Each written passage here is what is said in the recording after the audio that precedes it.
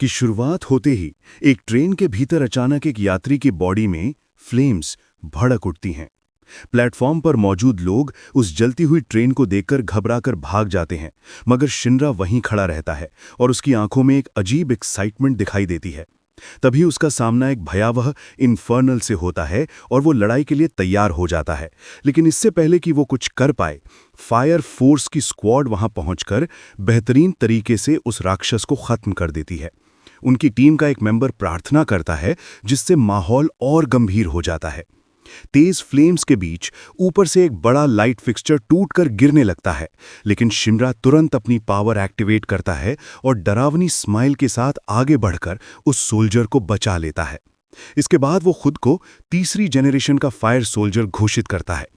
Team उसे अपने station ले जाती है, जहां उसकी मुलाकात कैप्टन आकितारू और सेकंड इन कमांड हिनावा से होती है। कैप्टन को यह पता चलता है कि यह नया रिक्रूट जब भी किसी तनावपूर्ण सिचुएशन में होता है तो अनजाने में हंसने लगता है। धीरे धीरे हमें यह भी जानकारी मिलती है कि शिनरा ने फायर फोर्स ज्वाइन इसलिए की है ताकि वो एक ट्रू हीरो बन सके, मगर अपने बचपन की एक ट्रेजेडी के कारण सोसाइटी ने उसे डेविल का नाम दे दिया। टीम के बाकी मेंबर्स भी सामने आते हैं और अपना इंट्रोडक्शन देते हैं। सिस्टर आयरिस, जो एक नन है, और माकी, जो सेकंड जनरेशन की फायर सोल्जर है। आकितारू शिनरा को समझाता है कि उस दिन रेलवे स्टेशन पर उन्हें जिस इन्फर्नल का सामना करना पड़ा था उसे हेल कहा जाता है।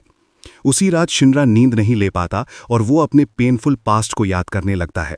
उसकी मेमोरी उसे उसकी माँ और छोटे भाई के पास ले जाती है। वो दिन जब उनका घर पूरी तरह आग में जलकर खाक हो गया था और उसकी माँ व भाई फ्लेम्स में खो गए थे। आसपास के लोगों ने मान लिया कि उसे अपने गुनाह पर कोई पछतावा नहीं है, इसलिए उसे डेविल कहकर दूर कर दिया। अचानक फायर अलार्म की तेज आवाज उसे रियलिटी में वापस खींच लाती है। स्क्वाड तुरंत तैयार होती है और उस इंसान को खत्म करने निकल पड़ती है जो अभी अभी इन्फर्नल में बदल गया है। बिल्डिंग के अंदर पहुंचते ही शिनरा आग से घिर जाता है और उसी हॉरिफाइंग डे की यादों से उसका मन विचलित हो जाता है। उसकी हेजिटेशन नरक को मौका देती है और वो शिनरा पर हमला करके उसे गिरा देता है। लेकिन जैसे ही उसे अपने साथियों की आवाज सुनाई देती है, उसकी विल पावर लौट आती है। वो दुश्मन के हमले से बचते हुए उस इन्फर्नल को बाहर निकाल देता है। टीम खड़ी होकर प्रार्थना करती है और देखती है कि वो धीरे धीरे राख में बदल रहा है। वो व्यक्ति मरते समय शिनरा का हाथ थामकर आंसुओं से भरी आंखों से धन्यवाद करता है। पीछे खड़ी भीड़ फायर फोर्स की बहादुरी पर तालियां बजाती है। स्टेशन पर लौटने पर आकितारू उसे नए फायर सोल्जर गेम्स के बारे में बताता है, जहां सभी कंपनीज के फ्रेश रिक्रूट्स अपनी स्किल दिखाने के लिए इकट्ठा होंगे। शिनरा जब अपने रूम की ओर लौट रहा होता है, तभी उसकी मुलाकात आर्थर से होती है, जो एक नया मेंबर है। शिनरा उसे एकेडमी से पहचानता है और दोनों पास्ट की किसी अधूरी राइवलरी को खत्म करने के लिए लड़ाई शुरू कर देते हैं। उनकी फाइट छत पर बैठी आयरिस और माकी की पिकनिक डिस्टर्ब कर देती है। आर्थर ड्रामेटिक अंदाज में खुद को किंग नाइट आर्थर कहकर इंट्रोड्यूस करता है। हिनावा एक ट्रेनिंग सेशन अरेंज करता है और माकी को कहता है कि वो दोनों लड़कों से एक साथ मुकाबला करे।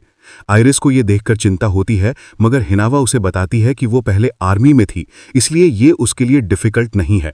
माकी अपनी स्ट्रेंथ से दोनों को मात देती है। पहले शिनरा की आग बुझाकर उसे नीचे गिरा देती है और फिर आर्थर का प्लाज्मा ब्लेड बंद ना होने पर उसके चेहरे पर जोरदार नी स्ट्राइक करती है। दोनों लड़के किसी तरह बच जाते हैं, लेकिन वो माकी को मॉन्स्टर कहकर चिढ़ा देते हैं। बाद में दोनों कमांडर्स शिनरा और आर्थर को वे वेपन्स दिखाते हैं जो रियल बैटल्स में इस्तेमाल किए जाते हैं।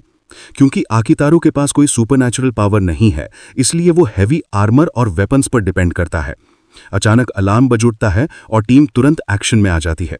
उनके मिशन का टारगेट एक आदमी है जो इन्फर्नल बन चुका है। उसकी छोटी बेटी को ये शौक इसलिए और भी गहरा लगता है क्योंकि 2 साल पहले उसकी माँ भी उसी तरह मर चुकी थी। स्क्वाड बिल्डिंग के अंदर पहुंचती है और देखती है कि वो इन्फर्नल बस चुपचाप बैठा है, जबकि आमतौर पर ऐसे प्राणी तबाही मचाते हैं। जब टीम उसके लिए प्रेयर करती है, आर्थर आगे बढ़कर उसे शांत करने की कोशिश करता है, तभी बिल्डिंग गिरने लगती है। सब लोग किसी तरह बच जाते हैं और आकितारू एक तस्वीर लेकर रोती हुई बच्ची को दे देता है। शिनरा इस घटना से डीपली इम्प्रेस्ड होता है। उस रात भी उसे स्लीप नहीं आती और वो दृढ़ संकल्प लेता है कि किसी भी कीमत पर स्पॉन्टेनियस ह्यूमन कंबशन को रोकना होगा। दूसरी ओर फ्लेम्स का असली मास्टरमाइंड अपने सबऑर्डिनेट विक्टर से मिलता है और उसके बनाए सब्सटेंस के बारे में बात करता है। आखिरकार फायर सोल्जर गेम्स शुरू होते हैं। वहां शिनरा की मुलाकात फायर सेफ्टी एजेंसी के विक्टर से होती है, जो अजीब सा डेंटिस्ट नजर आता है। दूर से ही कोई ईविल फिगर इस सब पर नजर रख रहा होता है। कंपटीशन शुरू होने से पहले शिनरा चारों ओर देखता है और एक बैज नोटिस करता है, वही सिंबल जिसे उसने 12 साल पहले अपने घर की ट्रेजेडी के वक्त देखा था। शिनरा बर्न्स से कुछ सवाल पूछने के लिए उसके पास जाता है, लेकिन बर्न्स उसे टालते हुए कहता है कि उसके पास ऐसे क्वेश्चंस के लिए टाइम नहीं है। शिनरा उसके पीछे बढ़ने की कोशिश करता है, मगर कंपनी 1 का नया रुकी तमाकी उसका रास्ता रोक लेता है। तभी सभी नए प्लेयर्स के लिए एक अनाउंसमेंट होती है, जिसमें उन्हें इस साल के रुकी गेम्स के ऑब्जेक्टिव के बारे में बताया जाता है। शिनरा को बढ़त मिलती है और वो ऊपर की ओर उड़ता है। अंदर पहुंचकर वो देखता है कि जोकर उसका इंतजार कर रहा है। जोकर उससे कहता है कि उसके पास वो इन्फॉर्मेशन है जो 12 साल पहले उसके फैमिली के साथ हुई घटना से जुड़ी है। जोकर 2 क्रू मेंबर्स को जान से मारने की धमकी देता है, तो दोनों के बीच एक तेज बैटल शुरू हो जाती है। जोकर मजाकिया अंदाज में उसे गुड टाइम पास देने का इनाम करता है और शॉकिंग सच बताता है कि शिनरा का भाई फ्लेम्स में नहीं मरा था, वो अभी भी जिंदा है। साथ ही वो ये भी बताता है कि फायर डिपार्टमेंट कुछ छुपा रहा है। ये सब सुनकर बर्न्स का चेहरा शिनरा के माइंड में घूमने लगता है। जोकर कहता है कि अगर वो पूरी ट्रुथ जानना चाहता है तो उसे हीरो बनने का सपना छोड़कर उसके साथ डेविल बनना होगा। ये सुनकर शिनरा गुस्से से भर जाता है और अपनी पावर को बढ़ाकर जोकर पर कई वार करता है। उनकी फाइट की आवाज आर्थर और तमाकी को उस जगह खींच लाती है। दोनों जोकर से भिड़ जाते हैं, लेकिन जोकर इमारत को ब्लास्ट करके भाग निकलता है। शिनरा अपने साथियों के साथ बेहोश फायरमैन्स को बचाता है और सभी रूफ से बाहर निकल आते हैं। उस रात बाद में शिनरा कैप्टन आकितारू को पूरी घटना बताता है। कैप्टन सच्चाई बताते हैं और फायर फोर्स एजेंसी की असली पहचान उजागर करते हैं। ये संगठन 3 संस्थाओं holy soul temple, Tokyo armed forces और फायर डिफेंस एजेंसी के गठजोड़ से बना है। आकितारू का मानना है कि कम से कम एक कंपनी स्पॉन्टेनियस ह्यूमन कंबशन का असली कारण जान चुकी है। कैप्टन 8 के तौर पर उसका मिशन है कि वो कंपनी 1 से लेकर कंपनी 7 तक की जांच करे और सच सामने लाए। इसके बाद शिनरा और बाकी लोग पेपर वर्क में लगे होते हैं।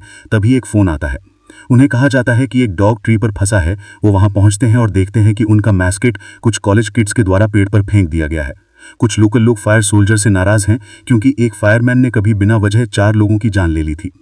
उसी वक्त मियामोटो का ट्रायल चल रहा होता है और उसे पकड़ लिया जाता है। अचानक उसके भीतर फ्लेम्स भड़क उठती हैं और वो इन्फर्नल में बदल जाता है, मगर अभी भी पूरी तरह कॉन्शियस रहता है। कंपनी 8 उसे काबू में करती है और उसे मारती है, मगर वो भाग निकलता है।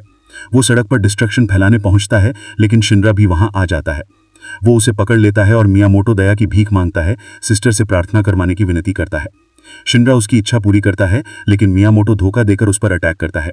तभी शिनरा की एक जोरदार किक उसका हाथ काट देती है, लेकिन इससे पहले कि वो काम खत्म कर पाए, कंपनी 5 का कैप्टन वहां पहुंचकर मियामोटो को एक्सपेरिमेंट के लिए ले जाना चाहता है। शिनरा विरोध करता है, क्योंकि ये केस पहले से उनकी टीम के चार्ज में है। प्रिंसेस हिबाना अपनी हिप्नोटिक पावर का यूज करती है और शिनरा को काबू कर लेती है। जब कैप्टन आकितारू वहां आता है तो वो हिबाना से कहता है कि ये मॉन्स्टर उनके जुरिस्डिक्शन में है, मगर हिबाना तर्क देती है कि इस रेयर केस पर एक्सपेरिमेंट करना जरूरी है ताकि स्पॉन्टेनियस कंबशन का मिस्ट्री हल हो सके। आकितारू शर्त रखता है कि एक्सपेरिमेंट्स का हर रिजल्ट कंपनी 8 के साथ शेयर किया जाएगा। बाद में शिनरा सिस्टर आयरिस को रोते हुए पाता है। उसे हिबाना के साथ बिताए पेनफुल डेज याद आ रहे होते हैं। जब शिनरा पूछता है तो आयरिस बस कहती है कि वो ठीक है। रूफ पर टीम को कंपनी 8 के हिडन ऑब्जेक्टिव के बारे में बताया जाता है कि उनकी असली ड्यूटी बाकी कंपनीज की जांच करना और करप्शन को पकड़ना है। शिनरा अपना पर्पस समझाते हुए आयरिस और माकी से बातें करता है। ये देखकर हिनावा इरिटेट हो जाता है और गुस्से में अपनी गन से शिनरा के पैर में गोली मार देता है। शिनरा दर्द से चिल्लाता है, लेकिन फिर समझ जाता है कि हिनावा ने अपनी 2nd जनरेशन पायरोकिनेसिस से गोली का असर कम कर दिया था। हिनावा प्रिंसेस हिबाना के बारे में और जानकारी देता है। उसे हाइजमा इंडस्ट्रीज नाम की एक बड़ी ट्रेड कंपनी ने रिक्रूट किया था, जिसका स्पेशल फायर फोर्स में गहरा इन्फ्लुएंस है। उसके कामों में स्पॉन्टेनियस कंबशन के रहस्यों से जुड़े डेटा हो सकते हैं। लेफ्टिनेंट संकेत करता है कि अगर जरूरत पड़ी तो उन्हें हिबाना के बेस पर फोर्सफुली सर्च करनी पड़ेगी। इस बीच कंपनी 5 के कैंप में उनकी कैप्टन उस रेयर इन्फर्नल पर एक्सपेरिमेंट कर रही होती है। उसी रात सिस्टर आयरिस हिबाना से मिलने जाती है, लेकिन आयरिस को देखते ही हिबाना फ्यूरियस हो जाती है और उस पर अटैक कर देती है। कंपनी 8 भी उनके बेस पर सर्च के लिए पहुंचती है। हिनावा शिनरा और आर्थर को कहता है कि वो सीधे कंपनी 5 की कैप्टन को ढूंढें, जबकि वो माकी और गार्ड्स को संभालते हैं। हिनावा दोनों हाथों में गन लिए पागल हो जाता है और गोलियों से माकी समेत सारे गार्ड्स को गिरा देता है। आर्थर का सामना एक नए और एडवांस्ड इन्फर्नल और कंपनी 5 के रिसर्चर से होता है। वो लड़ाई शुरू करते हैं, लेकिन इन्फर्नल बेहद पावरफुल साबित होता है और आर्थर को पीछे धकेल देता है। हालांकि आर्थर को एहसास होता है कि वो शुरू से ही रॉन्ग हैंड से लड़ रहा था, इसीलिए वो अपना ब्लेड अपने डोमिनेंट हैंड में पकड़ लेता है और सिर्फ एक स्ट्राइक में इन्फर्नल को गिरा देता है। दूसरी ओर शिनरा मेन स्ट्रक्चर तक पहुंचने का रास्ता ढूंढ लेता है। वो बिल्डिंग में घुसता है और सोचता है कि क्या वो सचमुच किसी कंपनी कैप्टन से मुकाबला कर सकता है। वो उसके साथ पिछली मुलाकात याद करता है और समझ आता है कि उस स्ट्रेंज पावर से निपटने का कोई रास्ता उसे ढूंढना होगा।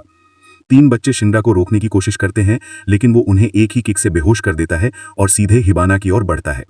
आयरिस शिनरा को भाग जाने का आदेश देती है क्योंकि हिबाना को हराने का उसके पास जरा भी चांस नहीं है।